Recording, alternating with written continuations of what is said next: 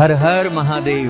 मेरे बच्चों, आज का विषय थोड़ा कड़वा है, थोड़ा कठोर है, लेकिन समाज का एक ऐसा सच है जिसे नजरअंदाज नहीं किया जा सकता।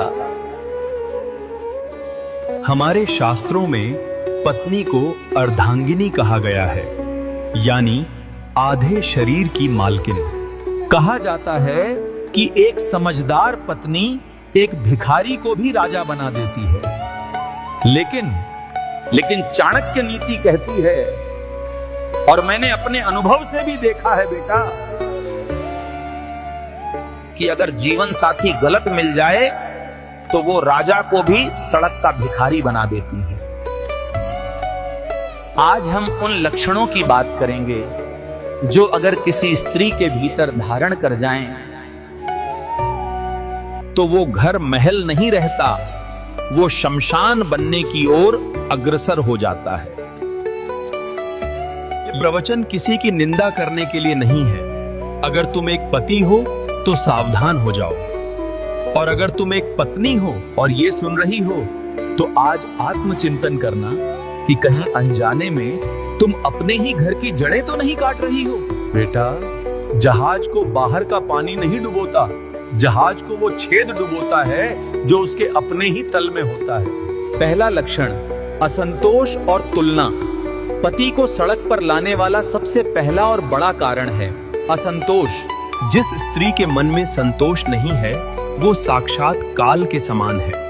बेटा, पति दिन भर मेहनत करता है, पसीना बहाता है, शाम को घर आता है यह सोचकर कि 2 मीठे बोली सुनने को मेलेंगे।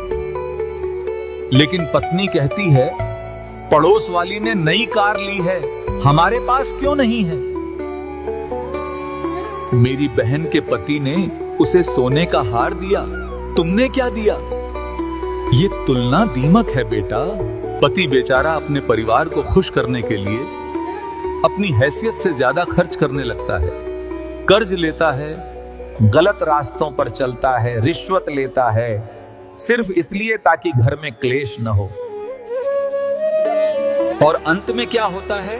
कर्ज का बोझ इतना बढ़ जाता है कि इंसान टूट जाता है। याद रखना बेटा, जिस घर की स्त्री की इच्छाएं पति की कमाई से बड़ी हो जाती हैं, उस घर का विनाश निश्चित है। चाणक्य कहते थे, खर्चीली पत्नी दुश्मन के समान है। जो पत्नी यह नहीं समझती कि पैसा कितनी मेहनत से आता है, वो धीरे धीरे अपने पति को गरीबी के गड्ढे में धकेल देती है। दूसरा लक्षण कटुवाणी और कलह। दूसरा लक्षण जो धन को ही नहीं बल्कि इंसान की आत्मा को मार देता है, वो है कर्कशा नारी। बेटा, लक्ष्मी का एक और नाम है चंचला। वो वहां कभी नहीं टिकती जहां शोर हो, जहां अपमान हो, जहां रोना धोना हो।